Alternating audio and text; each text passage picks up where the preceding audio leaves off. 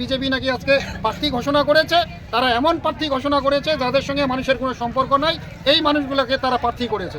আর তৃণমূলও পরে প্রার্থী ঘোষণা করেছে, তাদের অনেক দ্বন্দ্ব চলছে। ভোটের প্রচারে ধূপগুড়ি বিধানসভা বামফ্রন্ট মনোনীত সিপিআইএম প্রার্থী নিরঞ্জন রায় বৃহস্পতিবার সন্ধ্যায় তিনি কর্মী সমর্থকদের নিয়ে ডাউকিমারি বাজার এলাকায় প্রচার চালান। পরবর্তীতে সাংবাদিকদের মুখোমুখি হয়ে তিনি দাবি করেন, তৃণমূল বিজেপির সেটিং দুর্নীতি মানুষ বুঝে গেছে, তাই মানুষ তাদেরকে আর ভোট দেবে না। অনেকে বলে সিপিএম নাকি শূন্য, যেখানে সিপিএম তথা বামফ্রন্ট প্রথম প্রার্থী তালিকা ঘোষণা করে। কিছুক্ষণ আগে বিজেপি প্রার্থী তালিকা ঘোষণা করেছে, এমন প্রার্থী দিয়েছে যার সাথে মানুষের যোগাযোগ নেই, সম্পর্ক নেই। অন্যদিকে দেরি করে তৃণমূলের প্রার্থী ঘোষণা করেছে, কারণ তাদের গোষ্ঠীদ্বন্দ্ব রয়েছে, তাই মানুষ এইসব ছেড়ে বামফ্রন্টের দিকে ঝুঁকছে। কৃষি, শিক্ষা, স্বাস্থ্যের কথা ভেবে মানুষ এবার বামফ্রন্ট প্রার্থীকে ভোট দেবে। আজকে ডাকুমারি বাজারে আমরা প্রচার করলাম, এমনভাবে সারা পাওয়া গেল। মানুষ এইবার পরিবর্তন আরও চাইছে। মানুষ এইবার পরিবর্তনের লক্ষ্যে সিপিএম পার্টির নেতৃত্বে, বামফ্রন্ট সরকারের নেতৃত্বে এটা গভর্নমেন্ট হোক, এটা মানুষ চাইছে। এবার দেখতেই পাচ্ছে সাধারণ মানুষ যে এবার যে রাজ্য সরকার পরিচালনা করছে, বেকারদের সমস্যা, ছাত্র যুবদের সমস্যা, চাকরির যা দুর্নীতি হচ্ছে, এটা মানুষ বুঝতে পারছে। স্বাস্থ্য, শিক্ষা সহ বেহাল অবস্থা পশ্চিমবঙ্গে, এই সমস্যাগুলো আছে। কৃষকের সমস্যাগুলো আছে। বর্তমানে এই যে কৃষকদের যে আলু নিয়ে মানুষ সমস্যায় ভুগছে, কৃষকরা যে সমস্যায় ভুগছে, এই সমস্যাগুলো কেন্দ্র এবং রাজ্য কেউ দেখে না।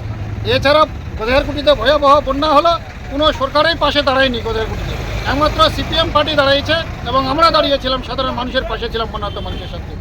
এই বিষয়গুলো নিয়ে আমরা কৃষি সহ ধূপগুড়ি ডাম্পিং গ্রাউন্ড, মানে শিক্ষার বেহাল অবস্থা, স্বাস্থ্যের বেহাল অবস্থা, এই বিষয়গুলো এবং এলাকার সার্বিক উন্নয়নের স্বার্থে এটা পশ্চিমবঙ্গে পরিবর্তন ঘটুক, এটার জন্য আমরা এই প্রচারগুলো নিয়ে যাচ্ছি।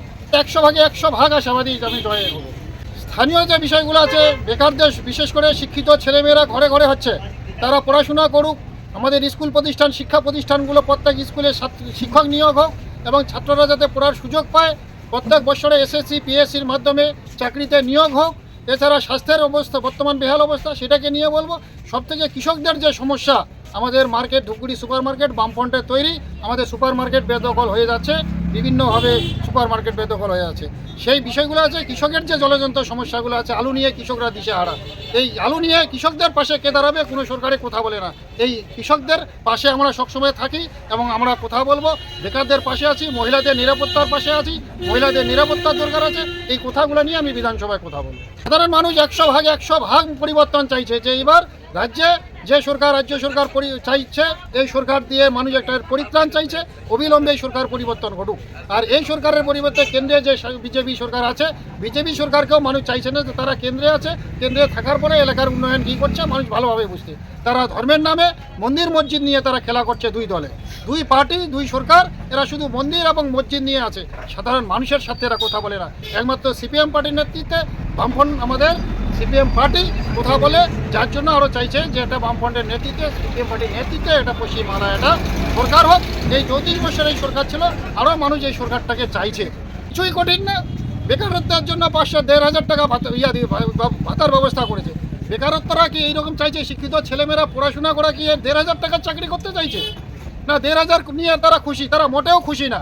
তারা প্রত্যেকে যে বেকার ছেলেমেয়েরা আজকে ছটফট করছে, যন্ত্রণায় ভুগছে, তারা এবার ব্যালটের মাধ্যমে জবাব দিবে এই 1,500 টাকা চাই নাই। কিন্তু কি করবে তারা? যেহেতু দরখাস্ত করতে হয় তারা করছে, তারা পাক, এটা চাইছে। বিশেষ করে শিক্ষিত ছেলেমেয়েরা, তাদের চাকরির ব্যবস্থা নাই, তারা এটা কোনোদিনও চায় নাই।